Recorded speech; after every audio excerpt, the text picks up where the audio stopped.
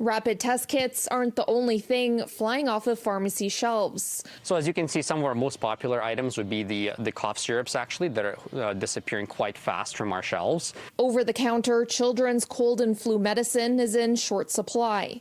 This pharmacist says in addition to it being cold and flu season, there is even higher demand due to COVID-19. A lot of them have mentioned that the individuals who they're buying it for, unfortunately, have COVID. This professor at the Cummings School of Medicine says approximately 40 to 50% of the kids they test in emergency departments are testing positive for COVID-19. COVID symptoms are very similar to a cold or flu, but are typically milder for those who are vaccinated. Right now, we're seeing a lot of children presenting with runny nose, cough, fever, maybe a mild headache.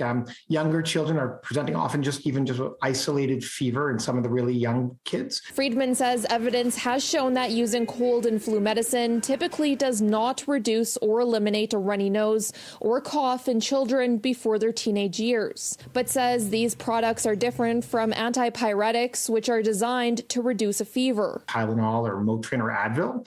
Those products can and do effectively reduce fever, but we also need to realize that fever is not necessarily a bad thing.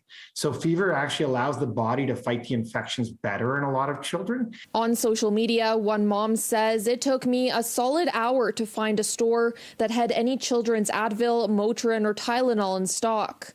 Another responded, "I've been looking for Tylenol for weeks. It's been a struggle." I definitely think that distribution has a big piece to play here.